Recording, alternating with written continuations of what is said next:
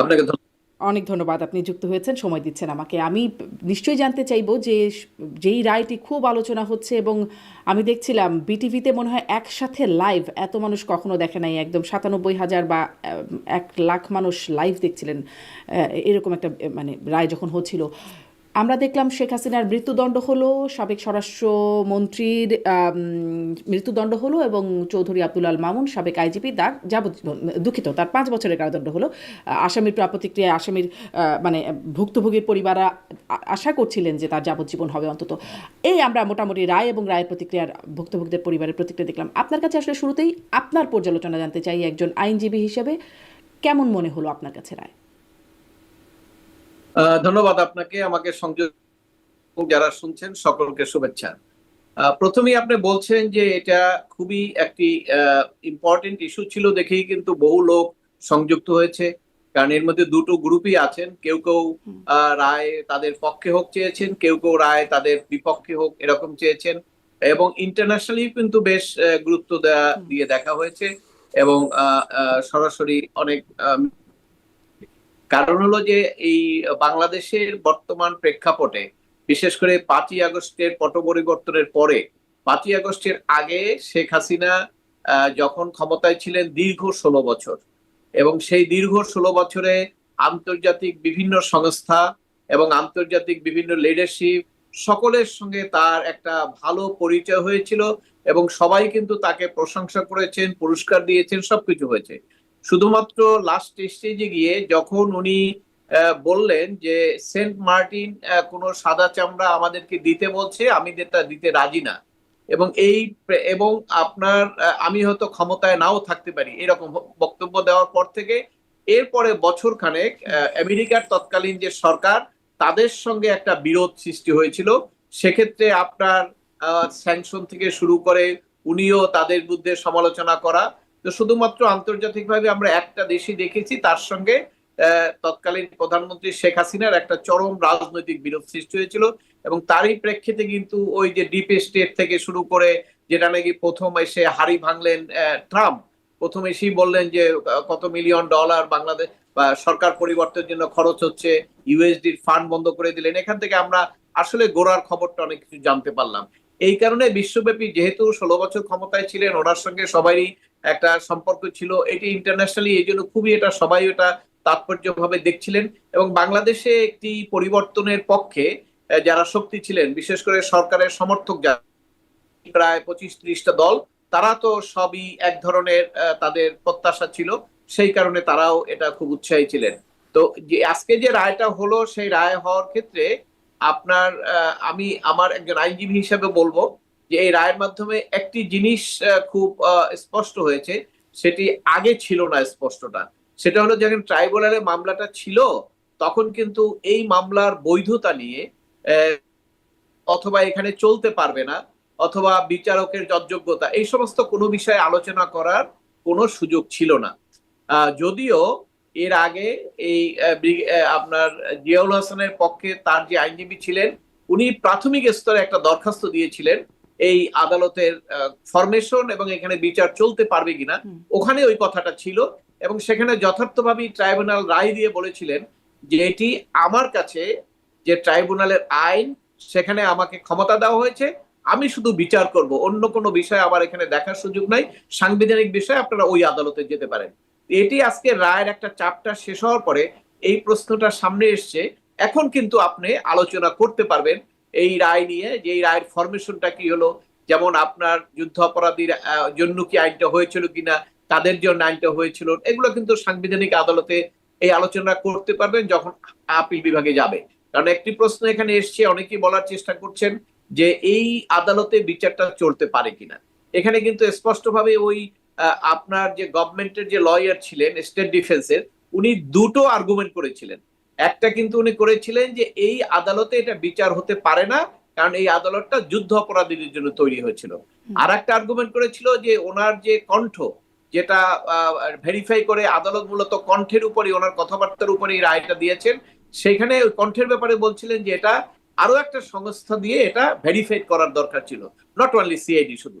এইটার জবাবে কিন্তু আদালত ফাইন্ডিং এ বলেছেন, দেখেন আদালত ফাইন্ডিং এ বলেছেন ওই আইনটাই পড়েছেন, প্রিএমবেল পড়েছেন, প্রিএমবেল থেকে সেকশন পর্যন্ত ওনার ক্ষমতা সবকিছু ব্যাখ্যা করে উনি বলিয়েছেন যে ওনার আর্গুমেন্টটা ঠিক না, যেহেতু এখানে কোথাও লেখা নাই যেটা যুদ্ধ অপরাধীর বিচারের জন্য।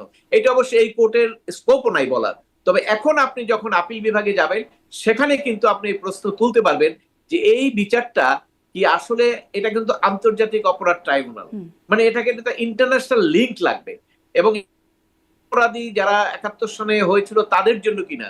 যদিও প্রিএমবেলে কথাটা নাই, কিন্তু যে কোনো আইন হলে সে আইনটা কিন্তু একটা বিল আকারে আসে এবং সেই বিলের উপরে কিন্তু সংসদে আলোচনা হয়।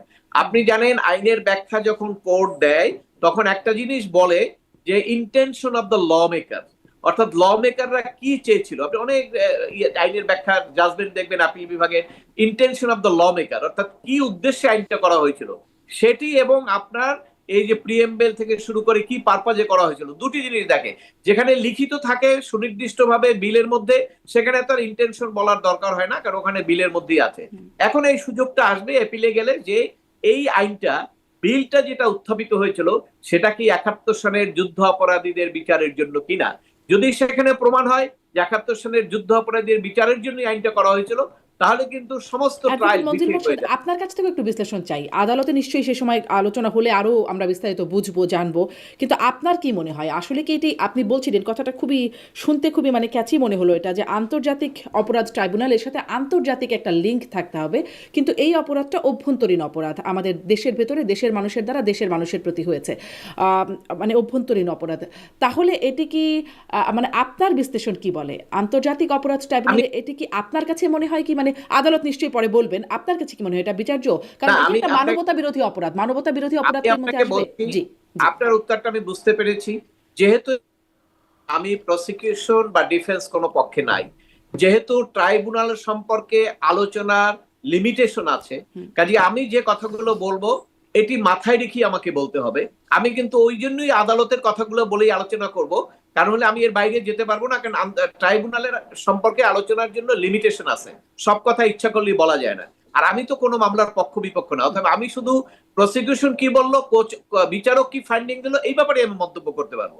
তা আপনি যেটা জানতে চাচ্ছেন এই প্রশ্নের মধ্যে আপনি উত্তর পেয়ে, যখন এই বিলটা আসবে সামনে, যখন যারা নিশ্চয়ই কেউ না কেউ প্রশ্ন করবে অ্যাপিলেট ডিভিশনে যে এই যে আন্তর্জাতিক অপরাধ ট্রাইব্যুনাল এটা কিসের জন্য গঠন করা হয়েছিল, পারপাস অফ দ্য ল, এবং সে পারপাস অফ দ্য ল যখন আসবে সেখানে যদি যে বিল এবং সংসদের আলোচনা সেখানে যদি দেখা যায় যে 71 সনে যারা যুদ্ধ অপরাধ করেছিল এবং তাদের অক্সিলারি ফোর্স এই রাজাকার এদের সঙ্গে এদের জন্য, তাহলে কিন্তু ওইখানে ইনিশিয়ালি সাবসিকুয়েন্ট সমস্ত ট্রায়ালটা ভিসিয়ে রয়ে যাবে। কারণ হলো যে আইনে কভার না করলে তো আপনি এখানে ঢুকতে পারবেন না। তবে ট্রাইব্যুনাল যে ফাইন্ডিং দিচ্ছে ট্রাইব্যুনালের দিক থেকে উনি ওইখানে ঠিক আছে, কারণ ওখানে তো ওনার লিমিটেড, প্রিএমবেল থেকে উনি শেষ পর্যন্ত পড়েছেন, ওখানে এরকম কোনো কথা বলার সুযোগ নাই, এবং ওখানে কেউ প্রশ্নও তুলতে পারবেন না, কেউ বলতে পারবেন না যে আপনি বিলটা নিয়ে আসেন, কারণ ওটা তো সাংবিধানিক আদালত না, ওনার হলো বিচার করার আদালত। এই পয়েন্টটা উনি আর্গুমেন্ট করেছেন। আর একটা সেকেন্ড আর্গুমেন্ট যেটা করেছেন প্রসিকিউশন ইয়ের পক্ষে, আপনার আসামির পক্ষে, সেখানে উনি জবাবটা এইভাবে দিয়েছেন যে আসামির পক্ষের আইনজীবী বলেছেন যে এইটা ভেরিফাই করার দরকার ছিল যে এআই দিয়ে প্রস্তুত কিনা, কারণ ওনারা কিন্তু কোর্টের মধ্যে ওনাদের বক্তব্য শুনেছেন, হাসানুল হক ইনু, ব্যারিস্টার তাপস, মাকসুদুল সাহেব, এদের বক্তব্য শুনেছেন। এবং সেখানে কিন্তু আমি যতটুকু জানি মিডিয়ায় হাসানুল হক ইনু যখন কোর্টে নেওয়া হয় তাকে যখন জিজ্ঞাসা করা হয়েছিল তিনি কিন্তু স্পষ্ট বলেছেন যে এটা এআই থেকে তৈরি করা হয়েছে, অন্য কারো ব্যাপারে আমরা কোনো বক্তব্য পাই নাই। তবে এখানে স্বাভাবিকভাবে প্রশ্ন আসবে এআই তে তৈরি করে কিনা, কিন্তু আদালত কিন্তু সেটার জবাবে বলেছেন যে আপনি যদি দ্বিতীয় কোনো পক্ষ আপনার এইটা ফরেনসিক করার প্রয়োজনীয়তা থাকতো, আপনি তো কোনো আবেদন করেন না আগে, তাহলে এখান থেকে আপনাকে বুঝতে হবে যে এখানে এই যে ডিফেন্স লয়ার তিনি কিন্তু তার দায়িত্ব পালনের ক্ষেত্রে সঠিকভাবে পদক্ষেপ নেননি, কারণ আদালতই তাকে স্মরণ করিয়ে দিয়েছেন আপনি তো আগে আবেদন করলেন না, আবেদন করলে কিন্তু একটা সেকেন্ডারি ইনভেস্টিগেশন বা ফরেনসিক হতো যে কথাগুলো তাদের কিনা, এবং সেইভাবেই কিন্তু আসতো।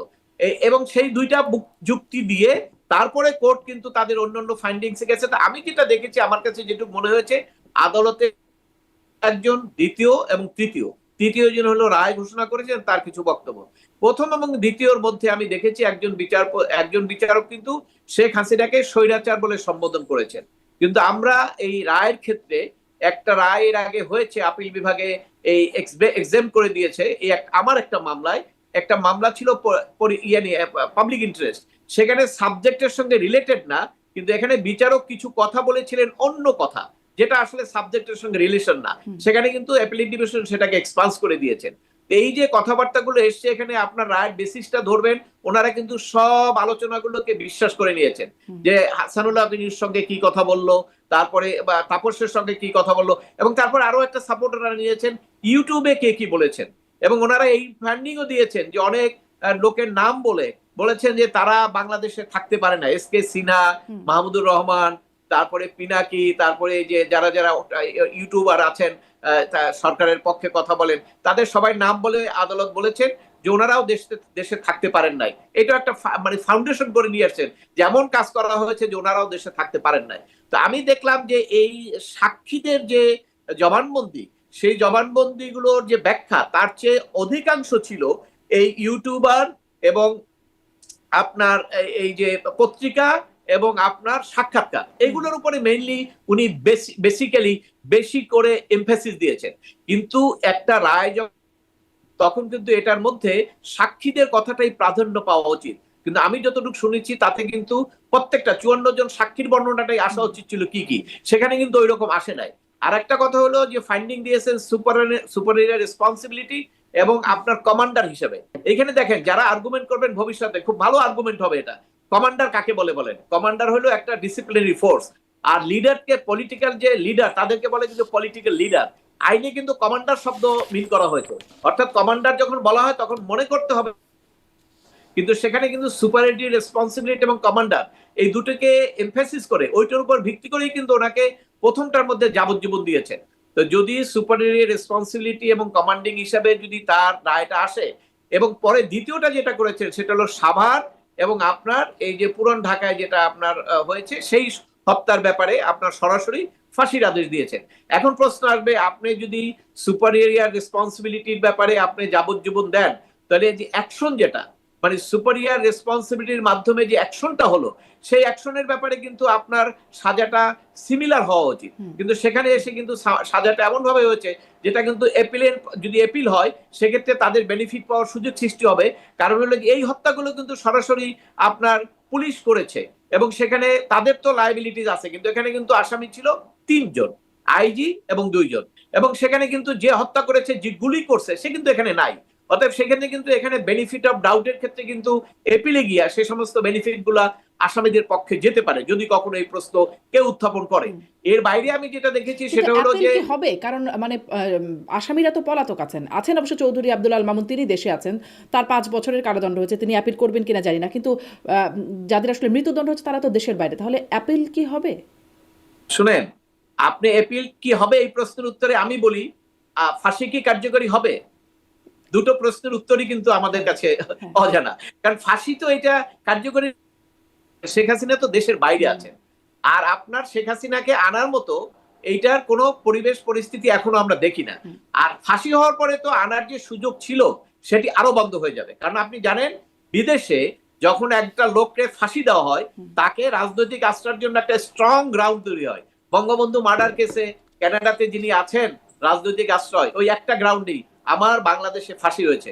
এই 16 বছরেও বহু চেষ্টা করেও তারা পারেন নাই।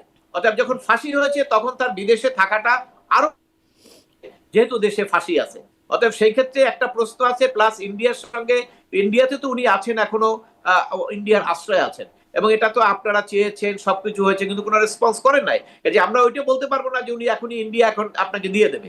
প্লাস যদি এই ফাঁসির কারণ থাকে তাহলে তো অন্য মানবাধিকার গ্রাউন্ডেও কিন্তু সেক্ষেত্রে আর ওনাকে আনতে পারবেন না। তো যদি ফাঁসি কার্যকরী না হয় তাহলে তো এপিলের প্রশ্নটা আসবে না, কারণ এটা ঠিকই যে এপিল করলে তো হবে, কিন্তু এপিল তো করার সুযোগ এখন প্রশ্ন আসবে না, কারণ ওনার রায় তো কার্যকরী হচ্ছে না। আর রায় যার কার্যকরী হওয়ার সম্ভাবনা ছিল, যিনি গ্রেপ্তারকৃত ছিলেন, তিনি তো তার রায়টাকে, গলাটাকে সেভ করার জন্য উনি তো একটা পক্ষ পরিবর্তন করে ফেললেন, যেটা আমরা আজকেই সোশ্যাল মিডিয়ায় দেখলাম সরকারের পক্ষ থেকে কেউ কেউ বলছে যে এটা বিশ্বাসঘাতকতা। অবশ্য বাংলাদেশের মানুষ আপনি জানেন, বঙ্গবন্ধুর যখন এই 69 যখন এই তার বিরুদ্ধে যে রাষ্ট্রদ্রোহীর অভিযোগ আসলো, সেই মামলায় কিন্তু একজন রাজসাক্ষী ছিল, এবং আমার সৌভাগ্য হয়েছিল তার সঙ্গে ফ্লাইট সার্জন ফজল হক, উনি ওই মামলায় আসামি ছিলেন। ওনার সঙ্গে উনি পরে এক সময় ব্যবসা করতেন, ওনার চেম্বারে একদিন আমি গিয়েছিলাম, তখন এই প্রশ্নটা উঠেছিল, আমাকে পরিচয় করিয়ে দেওয়া হলো যে উনি রাজসাক্ষী ছিলেন। তখন এই প্রশ্ন বলার সাথে সাথে সে একটু লজ্জা পেল, এবং আমি তখন জিজ্ঞেস করলাম, তা আপনি রাজসাক্ষী কেন লজ্জা পাচ্ছেন? এটা তো এক ধরনের বেইমানি, উনি আমাকে বললেন। তখন এই ওনার লজ্জা পাওয়াটার সঙ্গে আমি যুক্তি পেলাম যে ঠিকই আছে, কারণ আপনি যখন নিজের পক্ষ পরিবর্তন করে নিজের স্বার্থের জন্য গলা সেট করার জন্য আপনি কথা বলবেন, এটাকে বাংলাদেশের মানুষ এটাকে এক ধরনের বেইমানি হিসেবে বিবেচনা করে, এবং এটা কিন্তু আমার কথা না, এটা তো মানুষ মনে করে। অতএব সেই ক্ষেত্রে উনি রক্ষা করতে গিয়ে হয়তো বলেছেন, কিন্তু তার সাজাও কিন্তু 5 বছর। অনেকে ধারণা করেছিলেন উনি আজকেই সাজা পাবেন, যতদিন খাটা হয়েছে অতদিন ওনাকে দিয়ে রিলিজ করে দেবেন, কিন্তু কোর্ট কিন্তু সেটা করেন নাই। কারণ হলো যে তার তো অপরাধ, পুলিশের আইজির তো হলো মেইন অপরাধ, তাই না? আপনি পুলিশ কোথায় অস্ত্র নিবে, কোথায় কি করবে, রাজারবাগ থেকে কে ফিল্ডে যাবে, এই সবগুলো দায়িত্ব হলো আইজি, দায়িত্ব না, কারো দায়িত্ব না। ইভেন কি আপনি যে কথাটা বলা হয়, ধরেন আপনাকে যদি আজকে প্রধান বিচারপতি আমাদের ধরেন কোর্ট থেকে বেরোচ্ছে, উনি যদি এক পুলিশ অফিসারকে বলে এই লোকটাকে গুলি করো, ওই পুলিশ অফিসার প্রধান বচিত কথায় কান দিবে না, কারণ পুলিশের জন্য একটা আইন আছে, ওর বিধান আছে, সেখানে যতক্ষণ পর্যন্ত সে না পড়বে ততক্ষণ সে গুলি করবে না। পুলিশের এই আইনটা নিয়েও একটু কথা বলবো, কারণ সম্প্রতিও পুলিশের কিছু বক্তব্য নিয়ে কথা হচ্ছে। কিন্তু তাহলে আপনার এই পর্যালোচনা থেকে আপনার কাছে জিজ্ঞাসা করতে চাই যে মানে এই রায়টি নিয়ে আসামি পক্ষরা বলছেন যে এটি ক্যাঙ্গারু কোর্টের রায় হয়েছে, এটি সাজানো হয়েছে, প্রহসনমূলক হয়েছে, এটিকে প্রত্যাখ্যান করছেন এবং এটিকে প্রতিশোধের বিচারও বলা হচ্ছে। যদিও চিফ প্রসিকিউটর এর আগেও বলেছেন, রায়ের প্রতিক্রিয়ার পরেও বলেছেন যে এটি কোনো প্রতিশোধের রাজনীতি না। আপনার কাছ থেকে আসলে শব্দগুলো খুব শক্ত শব্দ। আপনি কি মনে করেন এই রায়কে বিতর্কিত বা প্রশ্নবিদ্ধ বলবার সুযোগ আছে? ধন্যবাদ আপনাকে, এই প্রশ্নটা খুবই জরুরি ছিল। দেখুন, বাংলাদেশের ইতিহাসে কোন রাজনীতিবিদদের বিরুদ্ধে যখন মামলা হয়, আমি আপনাকে জাস্ট কয়েকদিন আগে নিয়ে যাব, কিছুদিন আগে যখন খালেদা জিয়ার মামলায় শাস্তি হলো, তার সে শাস্তিটা যখন দেওয়া হলো, তখন সেই শাস্তিটাকে ওই তৎকালীন অ্যাটর্নি জেনারেল, ওই তৎকালীন প্রসিকিউটর, আজকে অ্যাটর্নি জেনারেল প্রসিকিউটররা যে ল্যাঙ্গুয়েজ গুলো ইউজ করেছেন, আপনি খুঁজে দেখেন ওই একই ল্যাঙ্গুয়েজ গুলো তারা ইউজ করেছেন। এটা হলো ওনাদের একটা মানে পদের দায়িত্ব, মানে পদে আছেন, ওনাদেরকে বলতেই হবে সেইটা। কিন্তু আপনার খালেদা জিয়ার যখন শাস্তি হয়, তখন আওয়ামী লীগের লক্ষ লক্ষ লোক, সমস্ত লোক কিন্তু এটাকে খুব অ্যাপ্রিসিয়েট করছেন, বাহবা দিচ্ছেন, ঠিকই দরকার। কিন্তু আপনি জানেন, 1 বছর পরে যখন খালেদা জিয়া 1 বছরই জেলে থাকছে, তখন এই আওয়ামী লীগের ভিতরে নিচ থেকে, আমি কিন্তু কর্মীদের কথা বলছি, একদম নিচ থেকে সমর্থকদের মধ্যে 20% তাদের চেতনার মধ্যে একটা পরিবর্তন আসছে। এটা আমার ব্যক্তিগত অভিজ্ঞতা থেকে বলছি। তখন তারা বলতে শুরু করছে, কি দরকার এতদিন বিচারে, এতদিন সাজা দেওয়ার কি দরকার, এতদিন একটা বয়স্ক মহিলাকে 1 বছর রাখার, এটা তো ঠিক না। ওই বিরোধটা কিন্তু ওখান থেকে আসে। রায়ের যে প্রতিফলন, প্রথমত এই রায় কার্যকরী হওয়ার কোনো সুযোগ এখনো আমরা দেখছি না। সেকেন্ড হলো, রায়ের মাধ্যমে দুটো কাজ হবে। একটা হলো, যারা বিশেষ করে এই সরকারের পক্ষের যারা শক্তি, যারা দীর্ঘদিন থেকে বলে আসছিলেন যে নির্বাচনের আগে আমাকে রায় দিতে হবে, নাইলে নির্বাচন হবে না, তা তাদের জন্য এইটা একটা সুবিধা হলো সরকারের জন্য, যে আমরা তো রায় দিয়েছি, তাই না? এইটা একটা তাদের হাতিয়ার। আর একটা অন্যদিকে যেটা হবে, সেটা হলো এই রায় দেওয়ার ফলে, এই রায়ের মাধ্যমে আওয়ামী লীগের যারা সমর্থক, তাদের মধ্যে যে একটা দ্বিধাদ্বন্দ্ব ছিল, তাদের মধ্যে যে একটা দূরত্ব ছিল, সেটি আবার অনেকটা কমে যাবে। কারণ আপনি যখন জানেন যে ক্রাইসিস যখন পড়ে, তখন সবাই ইউনাইটেড হয়ে যায়। এই জামাত ইসলাম, বিএনপি আজকে যেভাবে তাদের অন্তর্দ্বন্দ্ব, 5ই আগস্টে কিন্তু সেটা ছিল না, কারণ ওইটা তখন ক্ষমতাটার সামনে ছিল না। অর্থাৎ এই রায়ের মাধ্যমে দুইটা হবে, একটা হলো সরকার সমর্থক যারা আছেন তারা একটা টর্চ লাইট পাবেন, যেমন আলোর মধ্যে অন্ধকারে হাঁটতে গেলে একটা টর্চ লাইট লাগে, সাপোর্ট লাগে, ওনারা এটা বলতে পারবেন এই যে শেখ হাসিনার ফাঁসি হয়ে গেছে, এটা খুবই খারাপ লোক, সে, তার দল কেউ কইরো না, এবং এইটা সে খারাপ করছে, বিচার হয়েছে, এইগুলো একটা বাহবা নেওয়ার চেষ্টা করবে তারা। এটা হলো একটা সাইড। আর একটা সাইড হলো, যারা আওয়ামী লীগ সমর্থন করে, তাদের মধ্যে যে বিভেদ ছিল, সেই বিভেদটা এখন দূর হবে, কারণ তারা ইন্টিগ্রেটেড হবে, তারা দেখবে যে তাদের দেয়ালে আর কোনো পিঠ থেকে গেছে। এই জায়গায় কিন্তু একটা রাজনৈতিক, আমি আর একটা আমার ব্যক্তিগত মতামত, আমি অ্যানালাইসিস করি এইভাবে, যে রাজনৈতিক মামলায় কখনোই বাংলাদেশে কোন রাজনৈতিক মামলা যদি হয়, রাজনৈতিক মামলা এটাকে আপনি কেন বলবেন, এটা কেন বলবেন, ধরেন এটা কিন্তু রাজনীতিকে সূত্রপাত, কিন্তু আপনার এরশাদ শিকদারের মামলা না, যে সে একজন মাস্তান, সবাইকে খুন করছে, পরবর্তীকালে বিচার হলো। এই শেখ হাসিনা ক্ষমতায় ছিলেন এবং তার অপসারণ চেয়েছিল রাজনৈতিক দলগুলো। আর 24 সালে বিএনপি চেয়েছিল শুধু একটা স্বাধীন নির্বাচন, যদি হতো তাহলে কিন্তু শেখ হাসিনার 5ই আগস্ট হতো না। স্বাধীন নির্বাচন হলে তখন কিন্তু তাদের দাবি ছিল না যে সে এই তার এই সাজা হোক, ফাঁসি হোক। তো 24 সালেও যখন হয় নাই, পরবর্তীকালে ঐক্যবদ্ধভাবে যখন আন্দোলন শুরু হয়, সেই আন্দোলনের প্রেক্ষিতে আন্দোলনটাকে অপসারণ করতে হবে, ক্ষমতার থেকে সরাতে হবে, কেয়ারটেকারের অধীনে নির্বাচন হবে। তাহলে সূত্র হলো রাজনীতি। এবং পরবর্তীকালে এই হত্যা হওয়ার কারণে তাকে এই অপরাধের মধ্যে ফেলা হয়েছে, অর্থাৎ রাজনৈতিক সূত্র ধরেই মামলা।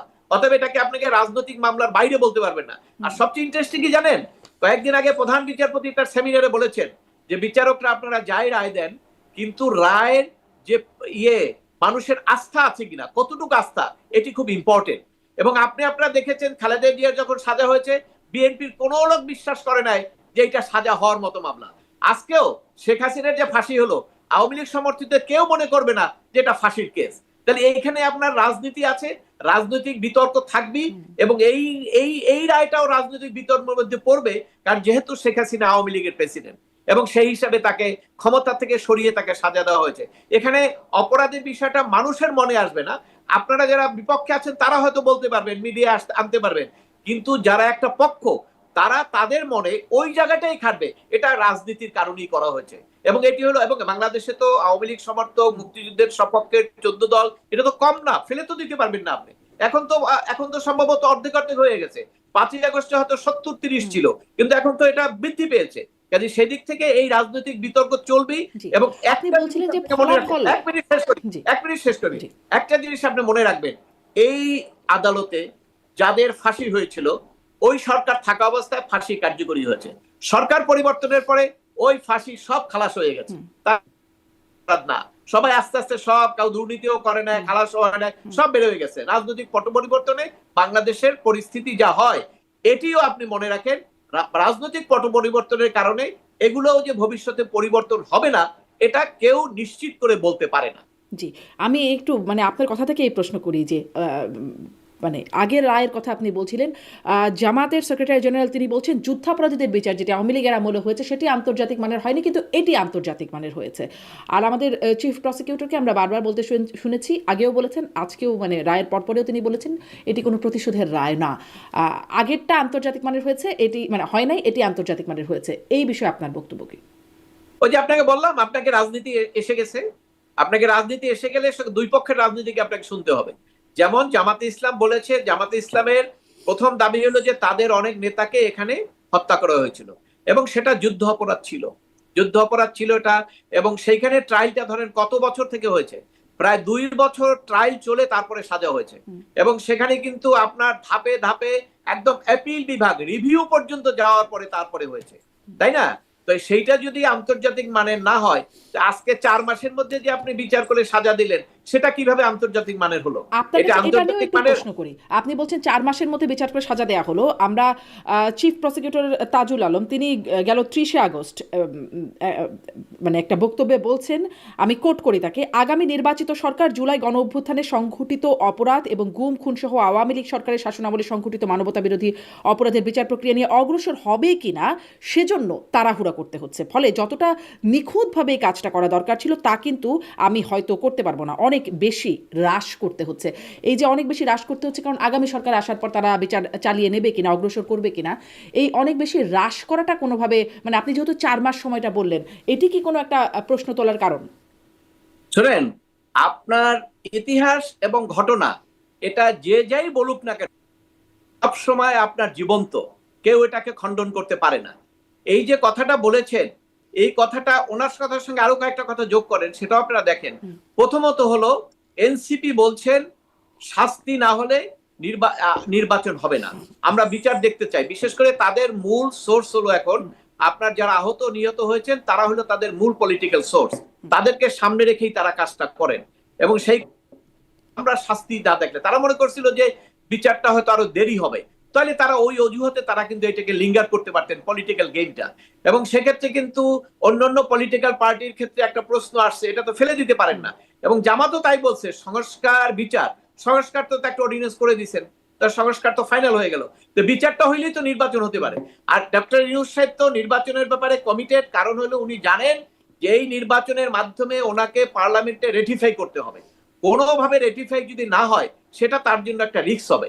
এই জন্য উনি নির্বাচিত কে হবেন তার কাছেই তাকে যেতে হয়েছে, কারণ তার কিন্তু দেখেন তার ক্ষমতার উৎস হলো ছাত্ররা, এনসিপি।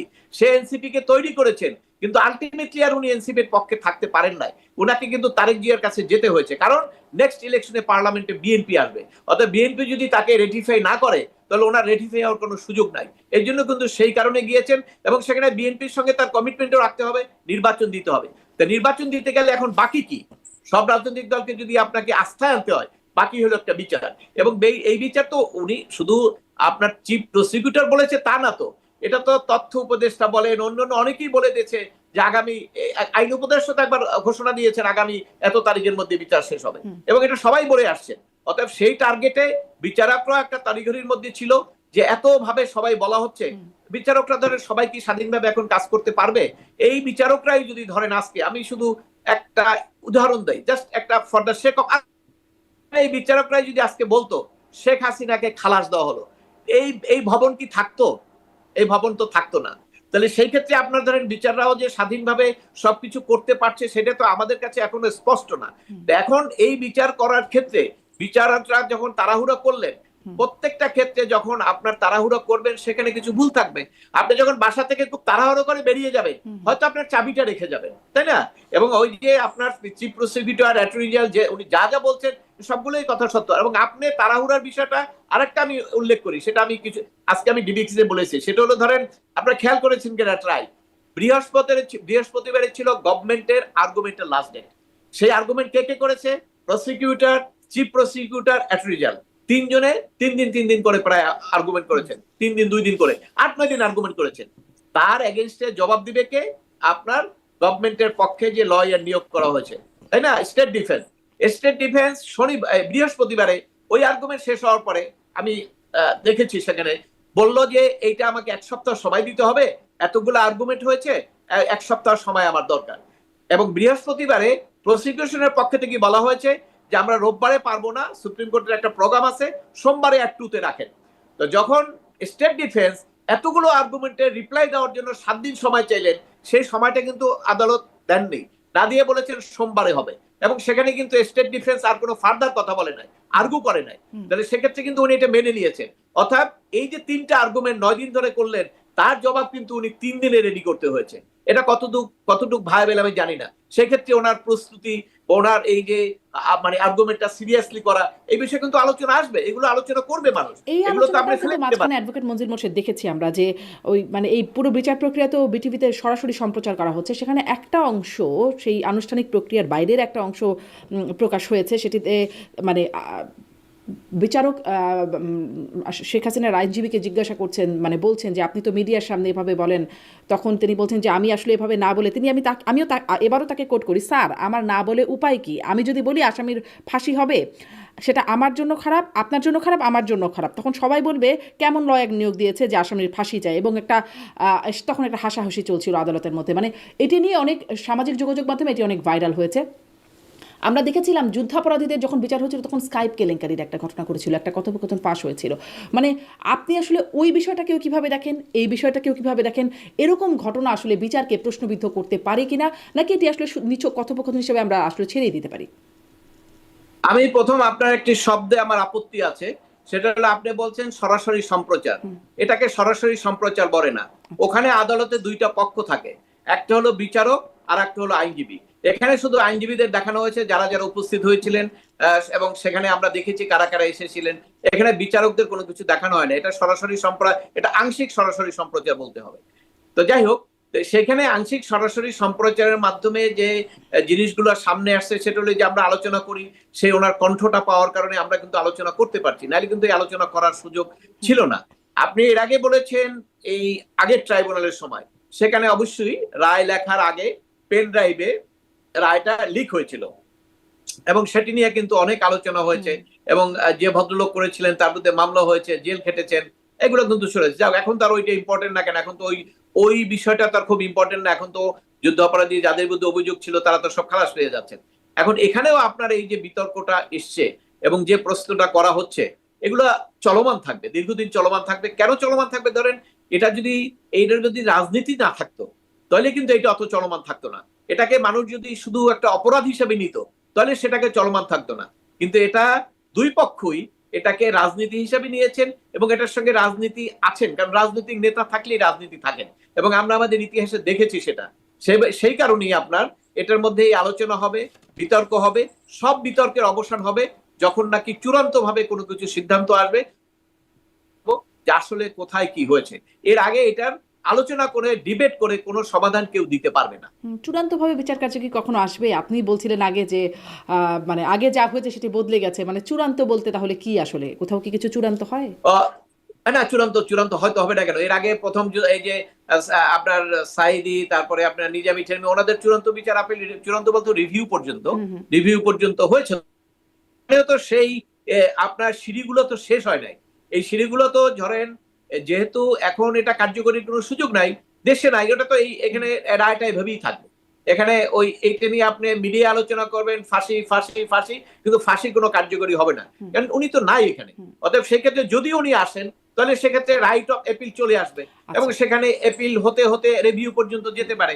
ওই কারণে আমি বলছি যে ওই রিভিউ হওয়ার পরে, চূড়ান্ত হওয়ার পরে তখন সেখানে বলা যাবে এবং আমরা রিভিউর পরে চূড়ান্ত যেটা হবে সেটা আমার পছন্দ না হলেও আমাকে বলতে হবে দিস ইজ দ্য জাজমেন্ট এবং এইটাই আমি মানি। এটি হলো আমাদের সংবিধানের মূল কথা। অবশ্য সংবিধান তারপরে যখন আবার ক্ষমতার পরিবর্তনে, যেমন এটিএম আজহারুল ইসলামের ক্ষেত্রে যেটা হলো, তখন সেটাকে মিসক্যারেজ অফ জাস্টিস, মানে আরো অনেক কিছু সেটার বিশেষায়িত করা হলো সেই রায়কে। আগের রায়গুলোর কথা প্রসঙ্গেও বলা হলো, মানে চূড়ান্ত রায়ও তো তাহলে বদলে যেতেও পারে না? হ্যাঁ, দেখুন আপনার এটা আমরা কিন্তু মুসলমান হিসেবে আমরা সবাই বিশ্বাস করি যে ক্ষমতার মালিক হলো আল্লাহ। এই যে যত দেখেন, আমি মুসলিম হিসেবে সেটা বিশ্বাস করি। ক্ষমতাটা আপনাকে ভোটের মধ্যে আপনি আসেন, কিন্তু সবকিছু মূল মালিক হলো আল্লাহ। তা ক্ষমতা আপনাকে দিতেও পারে, ক্ষমতা নিতেও পারে। এটা কিন্তু আমার ইয়েতেও কথা আছে যে ক্ষমতা হিসেবে নাই, কিন্তু ফকির বাচ্চা, ফকির থেকে বাচ্চা, বাচ্চা থেকে ফকির করা, এগুলো কিন্তু আমাদের ধর্মীয় শিক্ষায় আমরা শিখেছি। অতএব সেক্ষেত্রে এই ক্ষমতাটা কখন পরিবর্তন হবে নোবডি নোজ। 24 সালে নির্বাচন হওয়ার পরেও কেউ চিন্তা করে নাই যে ক্ষমতাটা 5ই আগস্টে ধরেন কয় মাস পরই এটা ক্ষমতাটা পরিবর্তন হবে। কেউ চিন্তা কোনো মাথায়ও ছিল না কারো, কিন্তু হয়েছে। তা কাজী ক্ষমতার পরিবর্তন আল্লাহ যেহেতু করেন, অতএব কার ক্ষমতা পরিণত। তবে যদি ক্ষমতা চলে যায়, ক্ষমতার পট পরিবর্তন হয়, এটা তো আর আমি বলবো আর আপনি বলার দরকার নাই, এটা তো ইতিহাস। এই যে ক্ষমতার পরিবর্তন হলো, যুদ্ধ অপরাধী চূড়ান্ত ফাঁসি থেকে হঠাৎ করে কয়েকদিন পরে খালাস হয়ে গেল। আবার খালেদা জিয়ার শাস্তি হলো, খালাস হয়ে গেল। আবার তারেক জিয়ার শাস্তি হলো, সে নিয়ে আপিল করলেন না, দেশেও আসলেন না, খালাস হয়ে গেল। তারপর অনেক দুর্নীতির মামলা, যারা নাকি ক্ষমতার পক্ষে আছেন তাদের সব খালাস হয়ে যাচ্ছে। কিন্তু আওয়ামী লীগ ক্ষমতায় থাকা দুর্নীতি করেছে তাদের বিরুদ্ধে আবার কোনো মামলা হয় না। এটি হলো রাজনীতি। যারা যখন ক্ষমতায় থাকবে তারা তাদের সুবিধা মতো করে এবং তাদের পক্ষেই করে এবং সেখানে রায় কি হবে সেটা আসলে নির্ধারণ করছে ক্ষমতায় কে আছে। বাংলাদেশের বাতাস যেদিকে যায় সবকিছু সেদিকেই প্রবাহিত হয়। এটি তো আমাদের অভিজ্ঞতা। সেই অভিজ্ঞতার আগে বলছি ক্ষমতা পরিবর্তন হলে এই রায় যে পরিবর্তন হবে না এটা কিন্তু নিশ্চিত করে বলা যায় না। মানে তাহলে আদালতের উপর আস্থা বিশ্বাসের জায়গা, যাই হোক এটা একটা পুরনো আলোচনা, সেটি নিয়ে আর নতুন করে আলোচনায় না যাই। মানে আমরা দেখলাম রায়কে ঘিরে বেশ সহিংসতার আভাস ছিল, সতর্কতামূলক ব্যবস্থার জায়গা ছিল। আপনি বলছিলেন যে পুলিশ একটা, মানে কিছুক্ষণ আগেই বলছিলেন যে পুলিশেরও তো কিছু আইন আছে, বিচারপতিও যদি বলেন গুলি করো তুমি গুলি করতে পারবেন না, আপনি একটু আগে বলছিলেন। সেখান থেকে আমি আসলে মনে করছিলাম যে এই প্রশ্নটা করব, যে এই সহিংসতার ক্ষেত্রে সিএমপি কমিশনার এবং ডিএমপি কমিশনার বক্তব্য খুব আলোচিত হচ্ছে। সিএমপি কমিশনার বলছিলেন যে অস্ত্রধারী সন্ত্রাসী দেখলে ব্রাশ ফায়ারের নির্দেশ দিয়েছেন, আর ডিএমপি কমিশনার বলেছেন যানবাহনে অগ্নিসংযোগ বা ককটেল বিস্ফোরণ করতে হলে গুলির নির্দেশ দিয়েছেন। এবং ডিএমপি কমিশনারকে জিজ্ঞাসা করলে তিনি ক্লিয়ার করেছেন যে আমি ওয়্যারলেসে বলেছি যে কেউ বাসে আগুন দিলে, ককটেল মেরে জীবনহানির চেষ্টা করলে তাকে গুলি করতে। মানে এটাই কি আইন কিনা, এভাবেই করা যায় কিনা? স্বরাষ্ট্র উপদেষ্টাও কিন্তু তাদের পক্ষে বলেছেন যে এটি আসলে সেলফ ডিফেন্সের জন্য এই বক্তব্যের ভ্যালিডিটি বা জাস্টিফাই তিনি করেছেন। দেখুন, বাংলাদেশে আমরা বলছি পরিবর্তন হয়েছে, বৈষম্য দূর করতে চাচ্ছি। শেখ হাসিনার সময় যখন এই পুলিশের গুলি, হাইকোর্টে কিন্তু রিট পিটিশন নিয়ে গেছিলেন আইনজীবীরা। সেখানে আদালত কি দিলেন সেটা না, আইনজীবীরা কিন্তু গেছিলেন, আর্গু করেছেন, মিডিয়া এসছে, আলোচনার মধ্যে এসছে। আজকে যখন পুলিশ কমিশনার কথা বলল, কোনো আইনজীবী তো কোর্টে যান না। এখন বলতে পারেন কেন যাচ্ছে না? সাহস নাই, পরিবেশ নাই। আদালতে যাওয়ার জন্য তার যে স্বাধীনতা, সেই স্বাধীনতা, আপনি সাংবাদিক, আপনি আমেরিকাতে বসে এখন কথা বলছেন, আপনি বাংলাদেশের কোনো মিডিয়ায় থাকলে এই ধরনের প্রশ্ন আপনি করতে পারতেন কিনা এটা সন্দেহ আমার আছে। কারণ বাংলাদেশের মিডিয়া তো সেইভাবে প্রশ্ন করতে পারে না। অতএব এখানে আজকে একই কারণে, যে কারণে যদি বলা হয় যে শেখ হাসিনা ওখানে অর্ডার দিয়েছেন, মার্ডার হয়েছে, অতএব সুপারিয়র রেসপন্সিবিলিটি, তাহলে এই পুলিশ কমিশনারের তো সুপারিয়র রেসপন্সিবিলিটি আছে, তাদের বিরুদ্ধে তো একই ধরনের মামলা হওয়ার কথা, কিন্তু সেটা তো হচ্ছে না। কারণ হলো যে এই যে তাহলে আপনার কি অ্যাডভোকেট মনজিল মোরশেদ, আপনার কথা থেকে আমি একটু এটা এরকম কি করা যায় কিনা যে ধরেন তখন মেট্রো রেলে আগুন দেওয়া হয়েছে, পুলিশ গুলি করেছে, এখন বা যানবাহনে আগুন দিলে পুলিশ গুলি করবে, মানে একই রকম ব্যাখ্যায় চলে আসে কিনা? না, একই না তো, বিপরীত ভিড়। তখনও তো কেউ কেউ সরাসরি না বললেও সেক্রেটারি জেনারেল হয়তো বলছে, হ্যাঁ আমাদের কথা সে বলছেন যে সন্ত্রাসীদের দেখা মাত্র গুলি করা। তাহলে ওই সম্পদ তো কার ছিল? সরকারের। ওই সরকারের ওইখানে যদি আগুন দিতেন গুলি করার নির্দেশ দেওয়া হয়েছিল, মানে সেক্রেটারি দেও, যে কেউ দিয়েছে, ওদের দলেরই একজনই দিয়েছে। তো সেটা তো আমরা সমালোচনা হয়েছে, তাই না? সমালোচনা হলে আইনের আওতায় আসার কথা আসছে, আজকে তো সেটা হচ্ছে না। তাহলে এইটাই বলা হচ্ছে যে যখন ক্ষমতায় থাকবে সে যেভাবে বলবে সেইটাই সেইভাবে হবে। এখানে এর কোনো ব্যতিক্রম বাংলাদেশের রাজনীতিতে এখন পর্যন্ত হয় নাই। বাংলাদেশের রাজনীতিতে হওয়ার জন্য একটা প্রত্যাশা এসেছিল 5ই আগস্টের পরে, যে অনেক কিছু পরিবর্তন হবে, বিচার বিভাগ স্বাধীন হবে, বিচার হবে ন্যায় বিচার, এবং প্রশাসন হবে ন্যায় নীতির অধীনে, এবং সবাই তার অধিকার থেকে বঞ্চিত হবে না, অপরাধ করলে তার শাস্তি হবে, সে কোর্টে যাবে, সে সরকারি দল হোক বিরোধী দল হোক। কিন্তু আমরা কিন্তু আজকে সেটা দেখতে পাচ্ছি না। জি। আজকে ওই একই অবস্থা, আগে যেভাবে চলছে, কোনো কোনো ক্ষেত্রে আরো খারাপ হয়েছে পরিস্থিতি, এবং কিছু কিছু ক্ষেত্রে নিজের নিয়ন্ত্রণ, সরকারের কাছে পুরোপুরি নিয়ন্ত্রণ আছে দেখে হয়তো অনেক কিছু বোঝা যাচ্ছে না।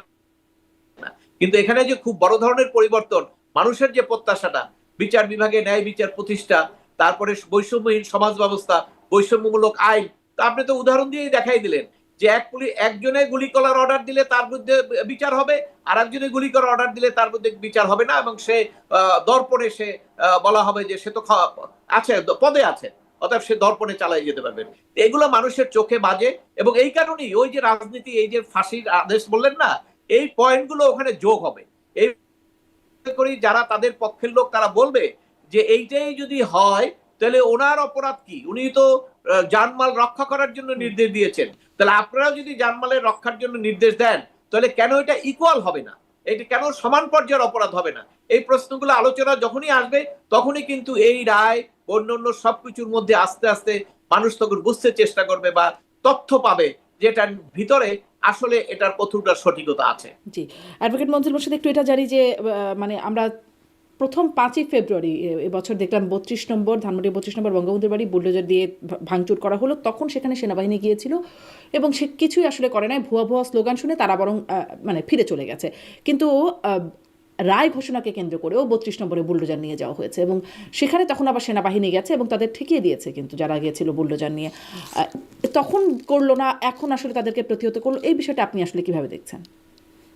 না দেখুন, একটি কথা হলো যে 5ই আগস্টের পরে, 5ই আগস্টের দিন ধরেন ক্ষোভের কথা আপনি বলতে পারেন, 5, 6, 7 এগুলো ক্ষোভের কথা আপনি বলতে পারেন, কিন্তু যখন ইউ টেক ওথ, যখন আপনি শপথ নিলেন, রাষ্ট্র আপনার হাতে গেল, তখন ওই 5ই আগস্টের ক্ষোভের কথাটা আর আসবে না।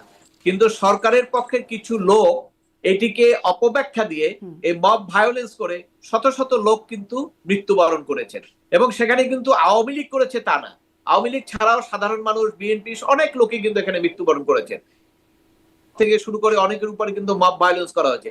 এটি করার মাধ্যমে একটা ইয়াং গ্রুপ দাঁড়িয়ে গেছেন, তারা রাষ্ট্রের কোনো আইন কানুন মানেন না, এবং তারা মনে করেন তাদের গায়ে রক্ত আছে, রক্ত গরম, তারা যেটা বলবেন, যেটা 5ই আগস্ট হয়েছে, তারা যেটা বলছেন সেটাই হয়েছে, এবং আজকেও তারা মনে করেন আজকেও সেইটা হতে হবে।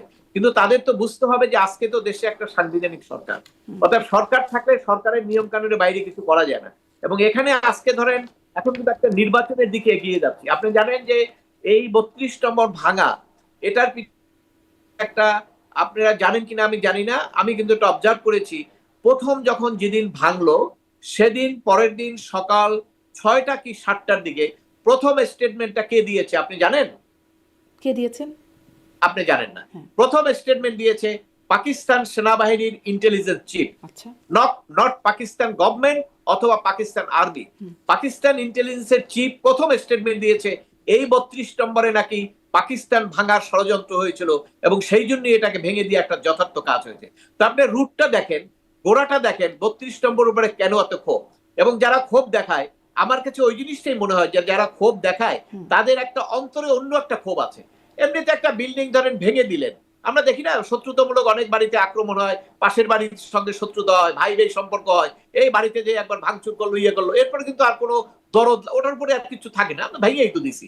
তো 32 নম্বরে তো ভেঙে দিচ্ছেন, ওখানে 2-4টা আপনার দেয়াল টেয়াল আছে এরকম কিছু, তো ওটা আবার কেন ভাঙতে যাচ্ছেন? ওই অন্তরে অন্য একটা ক্ষোভ আছে, এবং সেই ক্ষোভটা পরিচালনা করার ক্ষেত্রে বর্তমান সরকার দেখছেন, আগেও এটা সমালোচনা হয়েছে, ইভেন কি আপনার সরকার সমর্থকদের মধ্যেই কিন্তু অনেক সমালোচনা করেছেন, মিডিয়া ব্যক্তিত্ব, অনেক জার্নালিস্ট, আমি নাম উল্লেখ করতে চাই না।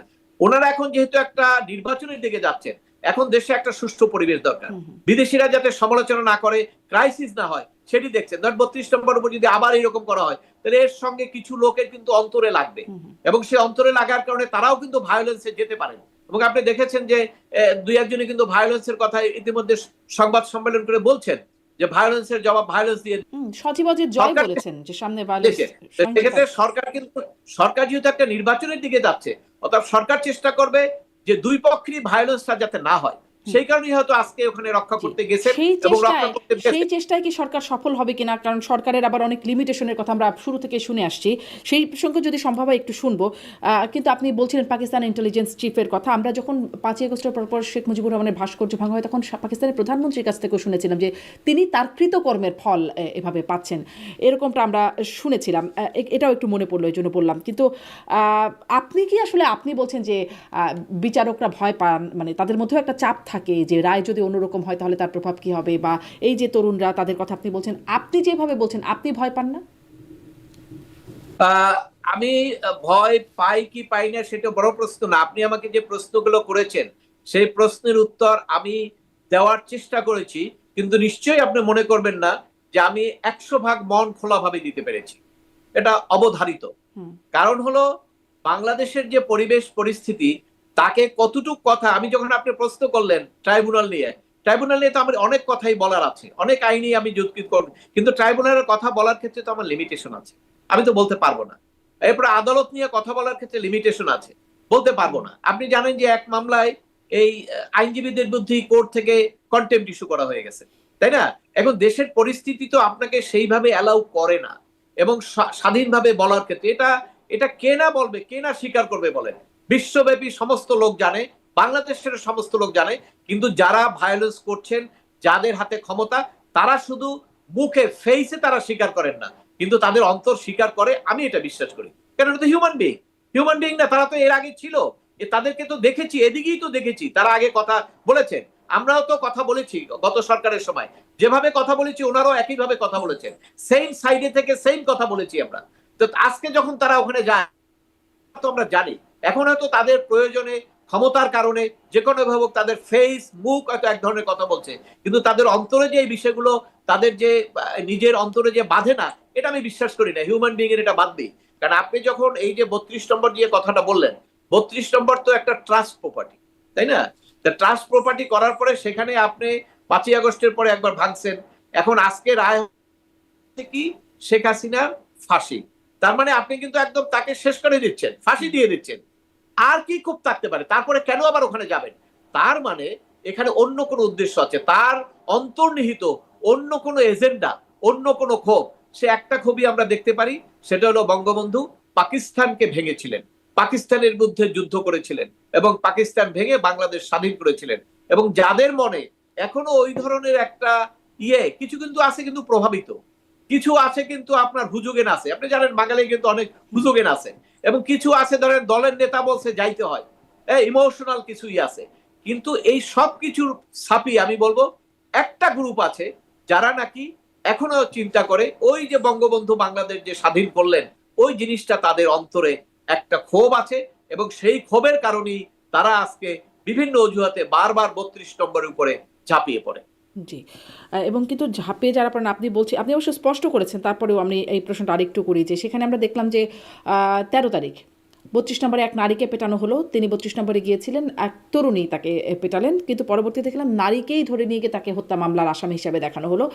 এর আগে ওই যে ঢাকা রিপোর্টার্স ইউনিটিতে যখন সাংবাদিক, মুক্তিযোদ্ধা তাদেরকে, বা ঢাকা বিশ্ববিদ্যালয় আইনের শিক্ষক, তাদেরকে গ্রেপ্তার করা হলো, অবশেষে অবশ্য সাংবাদিক মঞ্জুর আলম পান্না, তিনি 2 মাসের বেশি সময় জেল খেটে তিনি ছাড়া পেয়েছেন শেষ পর্যন্ত।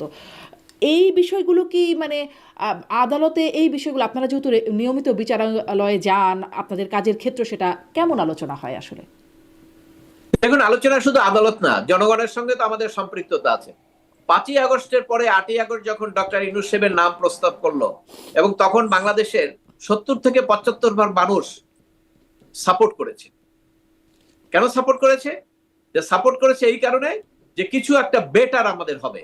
আমরা যে আইনের শাসনের দুর্বলতার কথা বলেছি, রুল অফ লর কথা বলেছি, মানুষের অধিকারের কথা বলেছি, গুম খুনের কথা বলেছি, করেছিল উনি তো রাজনীতি করেন না।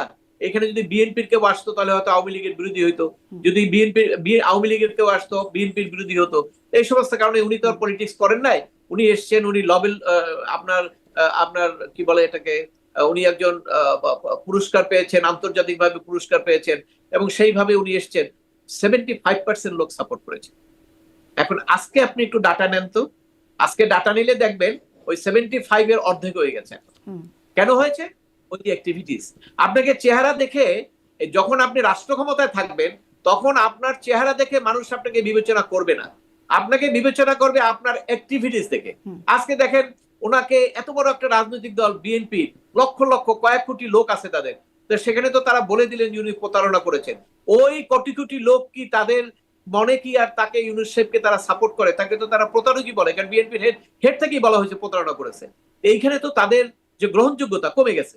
তারপর ওনার কথা ছিল সমস্ত মানুষ, উনি কিসের উপদেষ্টা? ওনাকে ধরেন আমরা প্রধানমন্ত্রী ধরেন, প্রধানমন্ত্রী ধরলাম, উনি কার প্রধানমন্ত্রী? উনি কি কোনো দলের প্রধানমন্ত্রী না বাংলাদেশের প্রধানমন্ত্রী? উনি তো শপথ নিয়েছেন সংবিধান সংরক্ষণ করবেন এবং অনুরাগ বিরাগের বশবর্তী হবেন না। উনি অনুরাগ বিসর্গের বশবর্তী হয়ে একটা রাজনৈতিক দলকে উনি সাপ্রেস করতেছেন, অপ্রেস করতেছেন, নির্যাতন করতেছেন। তো এটা তো ওনার সংবিধানের ওতের সঙ্গে যায় না। এই জিনিসগুলো তো সাধারণ মানুষ দেখেছে, এবং এই যে সাধারণ মানুষগুলা ওনাকে সাপোর্ট দিয়েছিলেন 8ই আগস্টে, সেই সাধারণ মানুষগুলো 1 বছর পরে উনি যখন দেখছেন না, উনি যখন দেখেছেন মানুষ আর অধিকার প্রতিষ্ঠা করছেন না, উনি যখন দেখছেন যে মানুষ যখন দেখছে উনি বৈষম্যবিহীন সমাজ ব্যবস্থা বহাল রেখেছেন, উনি যখন দেখেছেন আইনের শাসনের নিশ্চয়তা হয় নাই, উনি যখন দেখেছেন বিচার বিভাগের উপরে মানুষের আস্থা বাড়ে নাই, এরপরে কেন আর মানুষ ওনাকে সাপোর্ট করবে বলেন? সেই কারণেই তো তার এখন তলানিতে গেছে। আপনি যে এই বলছেন কারণে তো আজকে নিরপেক্ষতা, গ্রহণযোগ্যতার কথা, একদম রাষ্ট্র মানে সরকার প্রধানের কথা আপনি বলছেন। আমি যেহেতু বিচার নিয়ে আলোচনা শুরু করছিলাম, সেখানে একটু আবার মনে পড়লো, যেটাও একটু প্রশ্ন করি, যে অ্যাটর্নি জেনারেল যিনি আছেন তিনি বিএনপির নমিনেশনে এখন নির্বাচন করতে যাচ্ছেন। চিফ প্রসিকিউটর যিনি, তিনি আগে ছিলেন আসামি পক্ষের আইনজীবী একই আদালতে।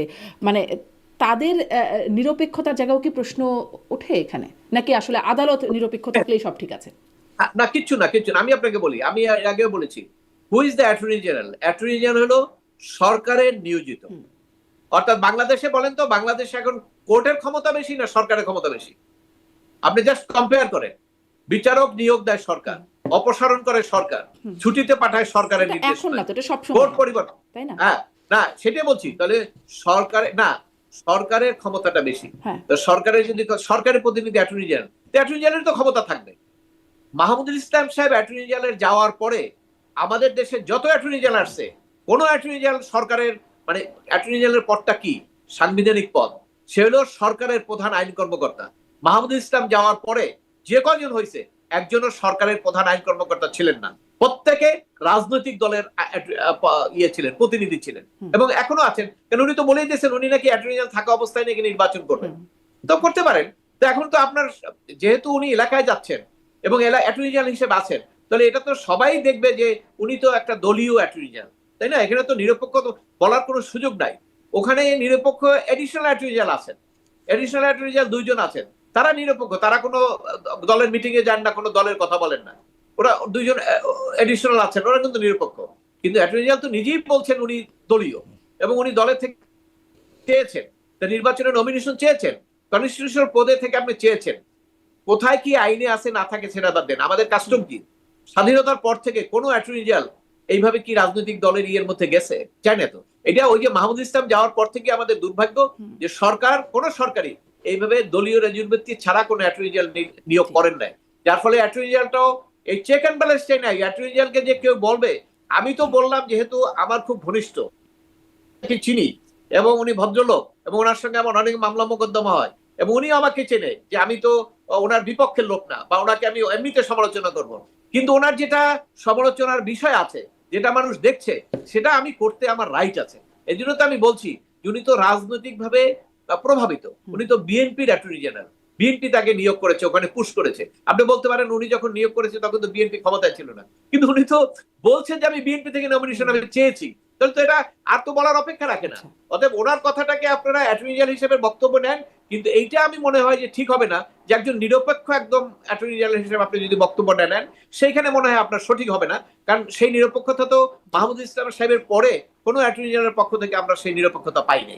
জি, আমি একটু এই প্রশ্ন করতে যাচ্ছি যে আপনি বলছিলেন যে দ্রুততার সাথে করা হচ্ছে, 4 মাসের মধ্যে মামলাটা আসলে শেষ করার একটা জায়গা মানে কথা হচ্ছিল।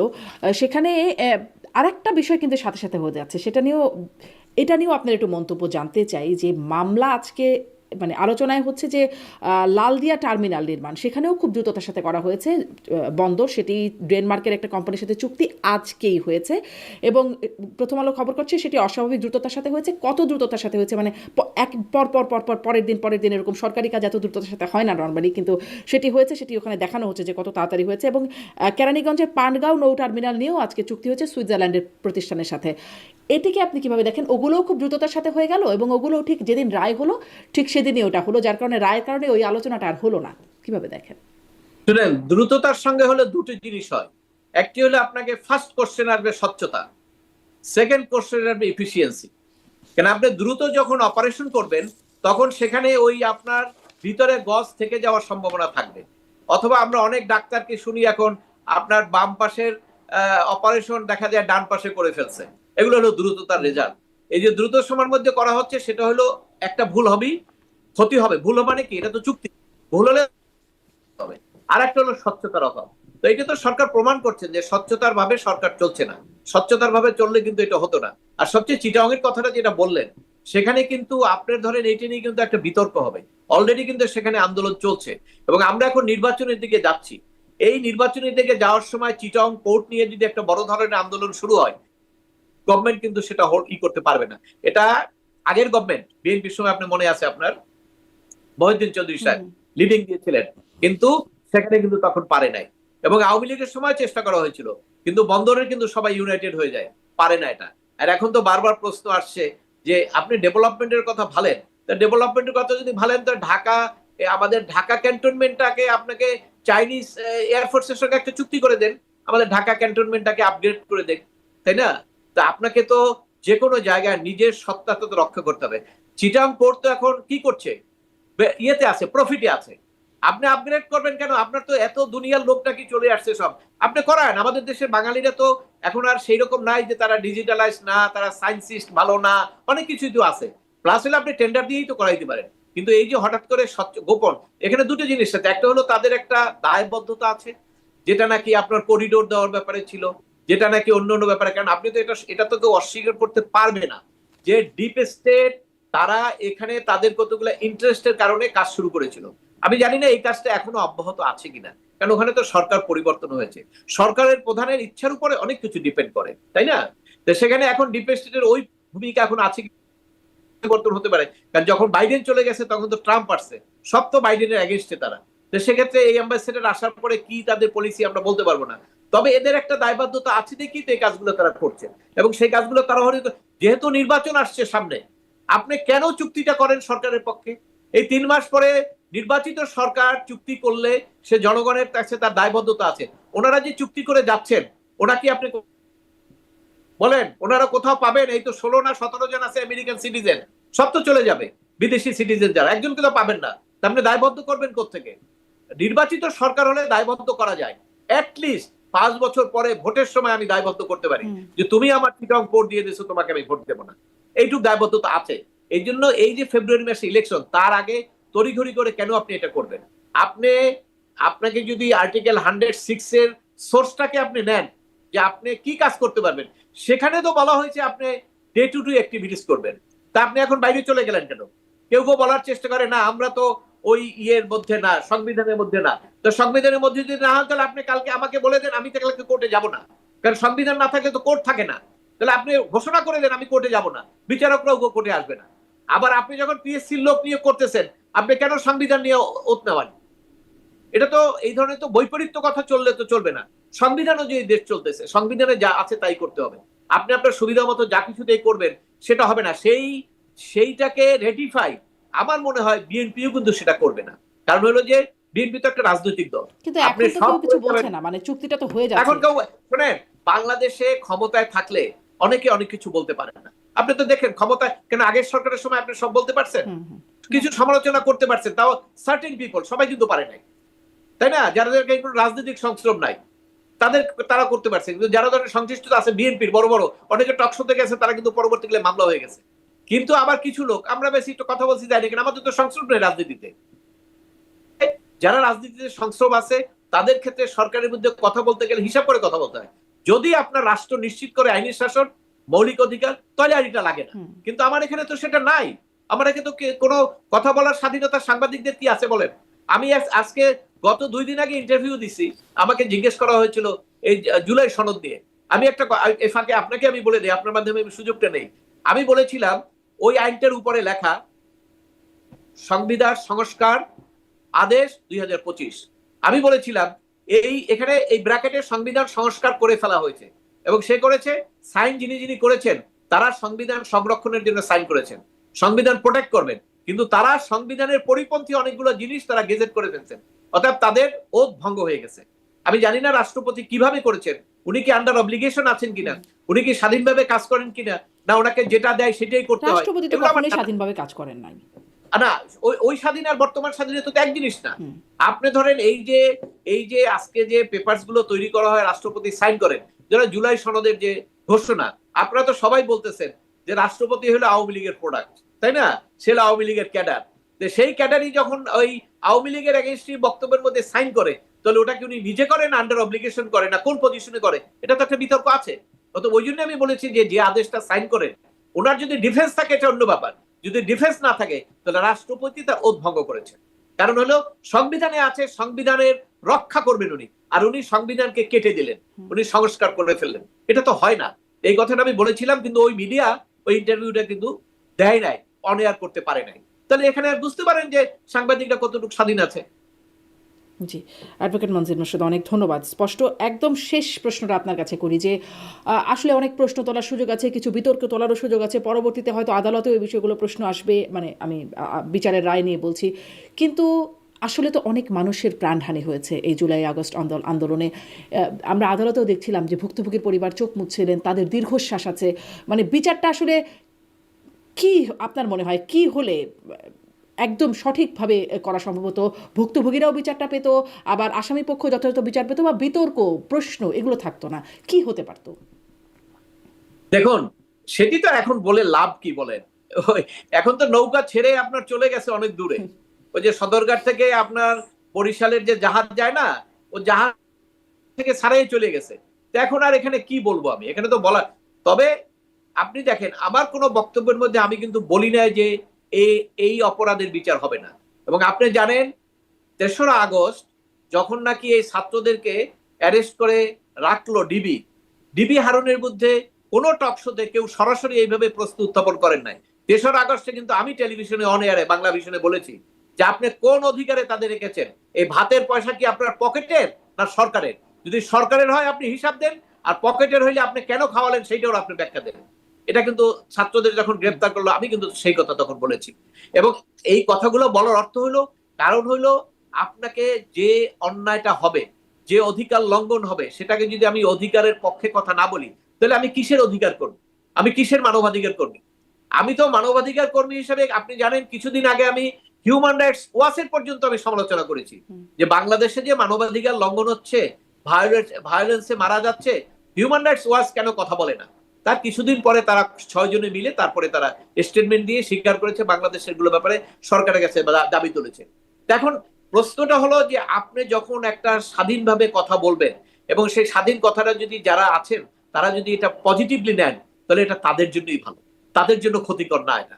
আমি যে কথাগুলো বলবো তারা যদি নেন, আপনি বলতে চেয়েছেন কি হলে ভালো হতো, অবশ্যই প্রত্যেকটা ইন্ডিভিজুয়ালের ক্ষেত্রে বিচারটা তো আপনি প্রথমেই ফ্রাস্ট্রেট করে দিচ্ছেন। কিভাবে? প্রথমেই আপনি মামলা করে, মামলার আসামি শেখ হাসিনা অমুক অমুক অমুক দিয়ে 400-500, এর মধ্যে নারায়ণগঞ্জের আছে, ঝালকাঠির আছে, আপনার চিটং এর আছে 500 লোক। কম্পিউটারে টাইপ করা ছিল, এগুলো করে করে সব। এরপরে তো শুরু হলো 100, 200, 300 মামলা। বিচার তো আপনারাই ফ্রাস্ট্রেট করে দিলেন, এবং সেটা তো সরকারের পক্ষ থেকে বলছে প্রত্যেকটা বিচার আপনি ফ্রাস্ট্রেট করছেন, প্রত্যেকটা। এই বিচারগুলো যদি করতে হয়, ভিকটিমকে একটা সঠিক এফআইআর করতে হবে। ফার্মগেটে কে মারছে আপনি জানেন না? যদি আপনি মনে করেন যে এটা হত্যা, এখানে কিন্তু একটা আর্গুমেন্ট হবে কোর্টে, এটা কি রাইট অফ প্রাইভেট ডিফেন্স নাকি এটা হত্যা, হতে পারে, দুইটাই আলোচনা হবে, কোর্ট ডিসাইড করবে, কোনো সমস্যা নাই। কিন্তু মামলাটা করার ক্ষেত্রে তো আপনাকে বলতে হবে যে ফার্ম গেটে আমরা এইখানে ছিলাম, এইখানে অমুক অফিসাররা গুলি করছে, অমুক সেনাবাহিনীর ক্যাপ্টেন গুলি করেছে। এখন যদি ওইখানে লেখেন যে লেফটেন্যান্ট জেনারেল অমুকই আসামি, তো ওটা কি আপনি প্রমাণ করতে পারবেন? ওটা তো প্রমাণ করতে পারবেন না। তা আপনি তো প্রথম মামলা ফাইল করার মাধ্যমে মামলাগুলোকে আপনাকে ডেথ করে দিলেন। এটা তো ইচ্ছা করে এই, এবং এই যে যারা ব্যবসাটা করেছে, এটা অবশ্য সরকারের মধ্যে একটা বিরাট আলোচনা চলছে। এখন ধরেন জামাত এটা বিএনপিকে দোষ দিচ্ছে যে আপনারা ব্যবসা করেছেন, তাই না? আবার এখানে যে শুধু বিএনপি ব্যবসা করেছে তা না, এখানে বিএনপির বাইরেও কিছু লোক ছিল, তারাও ব্যবসা করেছে। এই ব্যবসার মধ্যে তাদের এখন আলোচনা চলে গেছে, এটা আগামী ইলেকশনে তারা খুব কাজে লাগাবে দুই পক্ষই। কিন্তু এই যে মামলাগুলো যে নষ্ট হলো, ওই সেটার ব্যাপারে তো কোনো পদক্ষেপ নিলেন না। আপনি তো সরকারের পক্ষ থেকে বলা উচিত ছিল যে এই ভিকটিমের সঠিকভাবে আপনি এফআইআরটা ফাইল করেন, কোর্টে যাক, কোর্ট একটা এফআইআর কে এটা ড্রপ করে দিবে, একটা এফআইআর নিয়ে প্রসিড করবে। সেটা তো করলেন না। এই এফআইআর গুলো দিয়ে আপনি একটা রাজনৈতিক দলের সমস্ত লোককে, আপনি ধরেন কত লোক ধরবেন? আপনি ধরেন আপনি কি জানেন আওয়ামী লীগ ক্ষমতা থাকাকালীন যারা আওয়ামী লীগের শীর্ষ লেভেলে ছিলেন, আপনি তো অপরাধটা তাদের দিতে পারেন যে তারা হয়তো চিন্তা করছে বা তাদের সাপোর্ট করছে, রাস্তায় নেমে পিটাইছে, তাই না? কিন্তু যে লোকটা ওই পার্টিসিপেশনে ছিল না, এই দেশের নাগরিক, তাকে আপনি ভিক্টিমাইজ করলেন। তারা কোথায় আজকে? তারা তো রাস্তায় ওই যে বিএনপিরা চালাইতো এম ব্যাপার ছেলে, এখন ওরা এখন রাস্তায় রিক্সা চালায়। কিন্তু বিএনপির যারা, তারা তো আবার ঘরে চলে গেছে, মিছিল মিটিং করে। ওইখানে কিন্তু রিক্সা কেন বেশি? ওখানে কিন্তু ওইরকম লোক আছে। সবাই কিন্তু আজকে খুলনার লোক বরিশাল, বরিশালের লোক ঢাকা, ঢাকার লোক চিটাগাং, এইভাবে কিন্তু হাজার হাজার লক্ষ লক্ষ লোক ছড়িয়ে আছে। এটা তো মানবাধিকার লঙ্ঘন। এটা আপনার রাষ্ট্র হিসেবে আপনার দায়িত্ব ছিল না? ও একটা আওয়ামী লীগে ভোট দেয় দেখে আপনার বিরোধ হয়ে গেল। যে আলোচনাটা বিএনপি আওয়ামী লীগের সময় ছিল, যে আপনার সরকারি চাকরি নিতে গেলে সিআইডি একটা রিপোর্ট দিয়েছে যে তার চাচা বিএনপি করতো, এবং সারা গেল যে তার বিসিএস আর পরে হইল না। অবশ্য পরবর্তীকালে মামলা করে সবাই পেয়েছে, কিন্তু সরকার তো তাকে বঞ্চিত করলো ওই তার চাচা রাজনীতি করে দেখে। এই ঘটনা তো এখনো চলতেছে। আমি মনে করি যে সকল নাগরিক রাষ্ট্রের কাছে সমান, এবং আপনি এই দৃষ্টিভঙ্গি যদি না দেখেন, তাহলে আপনাকে এটা বৈষম্যবিহীন সমাজ বলে না। অবশ্য মির্জা ফখরুল ইসলাম আলমগীর একটা আলোচনায় বলেছেন যে তিনি নির্দেশ দিচ্ছেন, বলছেন যে সব মামলা তুলে নিতে, আওয়ামী লীগের বিরুদ্ধে হয়রানিমূলক মামলা। পরে অবশ্য বলেছেন না, তিনি সারা দেশের কথা বলেন নাই, শুধু ওই ইউনিয়নের কথা বলেছেন। না শোনেন, মির্জা ফখরুল ইসলাম আলমগীর তো ক্ষমতায় নাই, ওনার কথাটার তো ওইভাবে এখন গুরুত্ব নাই। মামলা যারা করেছেন তারা তুলে নেবেন না, সেটা তো তুলে নেবেন কবে, সেটা তো পরের কথা। এখন তো আমি তো এই মুহূর্তে সরকারের কথা বলছি। উনি সরকারকে বলতে পারেন যে এইটা করেন, এবং আইন উপদেষ্টা আছেন, সেখানে তো তারা একটা এই মিথ্যা মামলাগুলোর ব্যাপারে তারা বলে কিন্তু একটা আইনও করলেন, একটা অ্যামেন্ডমেন্ট করলেন সিআরপিসিতে, ইমিডিয়েটলি তদন্ত করে একটা রিপোর্ট। সেটা নিয়েও তো একটা ব্যবসা হলো। আমার এক ক্লায়েন্ট, সেখানে তারা বললো যে আবেদন করার জন্য, সেখানে একটা পেমেন্ট হয়ে তারপরে তারা এখানে নিষ্কৃতি পেলেন। কই, এখানে তো সমস্ত মামলায় আপনারা বলতেন যে তদন্ত করে দেন তো কারা কারা এখানে আছে, তাহলে তো একটা ফাউন্ডেশন হতো বিচারে। ওই বিচার তো আপনার, শোনেন, বিচার হওয়ার জন্য বিচারে আপনি জানেন ক্রিমিনাল জুরিসপ্রুডেন্সের একটা বেসিক থিওরি হলো কোনোভাবে কোন রকম সন্দেহ থাকলে কাউকে কোনো শাস্তি দেওয়া যাবে না। এটা হলো বেসিক প্রিন্সিপাল। আর আমরা যদি বেসিক প্রিন্সিপাল দিয়ে বের হয়ে যেতে পারবো, আমার মনে হয় না সেটা। কিন্তু বেসিক প্রিন্সিপাল যদি রক্ষা করতে চান, তাহলে সূক্ষ্মভাবে সাক্ষী, সাবত, পোস্টমর্টম সবকিছু দিয়ে দেখাইতে হবে। তা আপনার যে ফাউন্ডেশন, এই ফাউন্ডেশনে তো আমি দেখি না তো এরকম কিছু। এটা নষ্ট করলো কে? এটা তো যারা সরকারে আছেন তারাই নষ্ট করলো। আপনারা এটা ঠিক করছেন না। এইটা ঠিক করেন, এইটার মাধ্যমে আমার মনে হয় যে বিচারটা হওয়া দরকার। বিচার হওয়ার ব্যাপারে কোনো দ্বিমত নাই। এখন বিচারের ক্ষেত্রে যদি কেউ ডিফেন্স নিতে চায়, পুলিশ অফিসার, যে আমি আমার রাইট টু প্রাইভেট ডিফেন্স হিসাবে করেছি, সেটা কোর্টে আর্গুমেন্ট দেন, কোর্ট ডিসিশন নেবে। কিন্তু হত্যাটা তো হয়েছে, আপনার মামলাটা কোর্টে যাও, কোর্টে বিচার হোক, কোর্ট ডিসাইড করুক। কেন এখানে আমার নিজের বিচার করার দরকার নেই, আদালতের উপরে দায়িত্বটা দেন। এবং সেটা তো আদালত একটা না, আপিল বিভাগ পর্যন্ত যাবে, সেখান পর্যন্ত দেখবে যে হোয়েদার ইট ওয়াজ এ রাইট ডিফেন্স। ধরেন দুইটা পলিটিক্যাল পার্টি মারামারি হচ্ছে, মারা গেল, আপনি এটা কনসিডার করতে পারেন যে ঠিক আছে ওখানে তো মারামারি হয়েছে দুই পক্ষ। কিন্তু যখন একটা থানায় কোনো মারামারি নেই, কিছু নেই, আপনি থানায় যেয়ে আক্রমণ করে সেখানে আগুন দিয়ে পুলিশ ফুটাইলেন, মারলেন, ওইটা তো আর এইটা এক জিনিস হলো না। ওটার কোনো প্রোটেকশন পাবেন আপনি? ওটার প্রোটেকশন তো নাই। কিন্তু ওটার তো বিচার আপনি করেন না এখন। ওই বিচারটা তো আপনি ইন্ডিভিজুয়ালি দিয়ে রাখছেন। ওই কারণে তো পুলিশ এখন পর্যন্ত আপনার সাহস পায় না। কেন সাহস পায় না? যদি এরকম একটা করে 5 বছর 10 বছর পরে যে ক্ষমতা বদলাবে না তা তো না। এটা তো নেচার, বদলাবি। এবং সেই ক্ষেত্রে তখন তো তাকে আবার একইভাবে ট্রাইব্যুনালে আসতে হবে। কাজে সেই জিনিসটা আপনি ন্যায় বিচারটা নিশ্চিত করেন নাই দেখেই আজকে রাষ্ট্রের ভিতরে আইন শৃঙ্খলা পরিস্থিতির একটা অবনতি হয়েছে। এবং এটা অবনতি থেকে আপনাকে উন্নতি করার জন্য আপনাকে মনের সাহস লাগবে এবং মনের সৎ চিন্তা লাগবে। জি। সেটা না থাকলে আপনি এটা করতে পারবেন না। সেখানেই বড় সংকট দেখা যায় আমাদের বরাবরই ক্ষমতাসীনদের মধ্যে। অনেক ধন্যবাদ অ্যাডভোকেট মনজিল মোর্শেদ, আপনার সাথে কথা বললাম, অনেকটা সময় দিলেন আপনি, ধন্যবাদ।